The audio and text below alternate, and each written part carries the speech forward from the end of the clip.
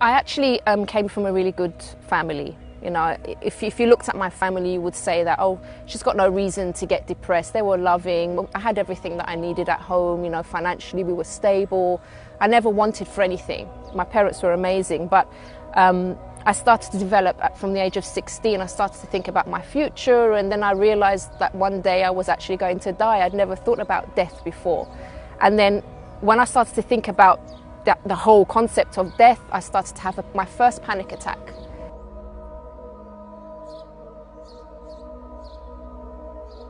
It started in my stomach, and then I started shaking and then screaming. It was horrible. I felt like I was going to die. And from that point, that's when I started to get depressed.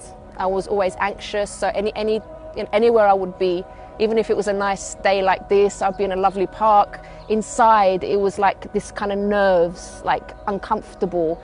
And I would feel like something heavy on me. Like there was a heavy load on me all the time. I didn't feel like I could speak to anyone because I really felt I was the only one that felt this way. You know, I felt like I would lose my friends, and even I thought if I explained to my family what was going on, I felt like I would make them start thinking the same way and they would start to have what I had. So it was like I felt like I had some kind of disease that I would pass on to my family.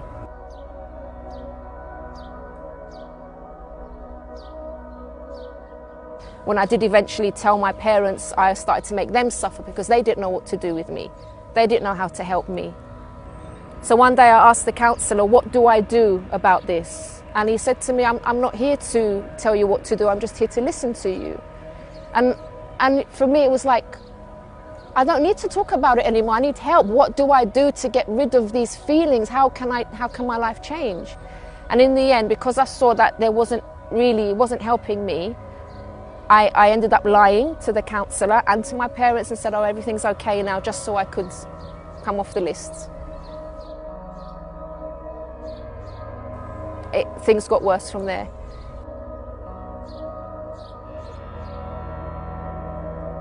The relationship with my father broke down completely because I started to become quite rebellious at home, and I would just start going out and disrespect him. I didn't even think to do any research or anything, because I'd been to the doctor hadn't helped me, and actually my dad had also first of all taken me to the Greek Orthodox Church to speak to the priest. So that was the priest, the counsellor, the doctor couldn't help, my parents couldn't help, my boyfriend couldn't help, the few friends that I did tell couldn't help. On the way back from work I would go past this building. And I would be on the bus and I would see lots of people inside, and it was packed. It was always packed. I remember the windows steamed up because there were so many people in there. And there was a sign that said, does it pay to pray? And then one night I had probably one of the worst panic attacks that I ever had. It was really, really bad. I was still shaking the whole day. Next day I went to work, I was shaking. I remember that walking in,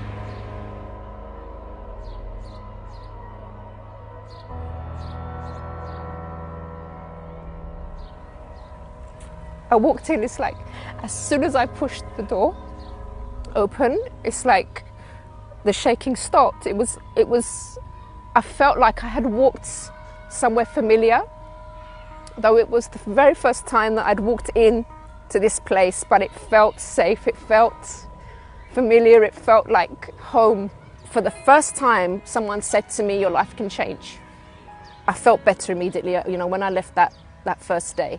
I never had a panic attack again after that very first service, never again.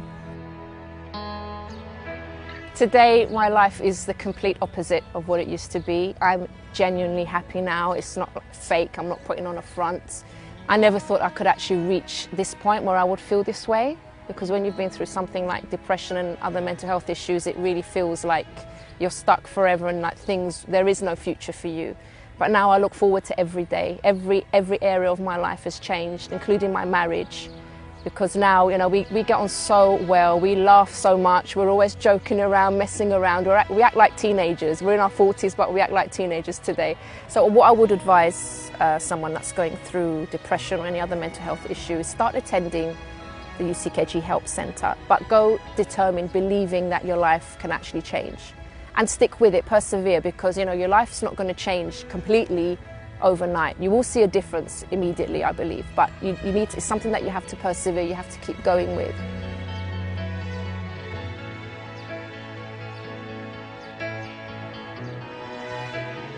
Some people might think, oh, is there a cure? Well, yes, there is a cure. There is.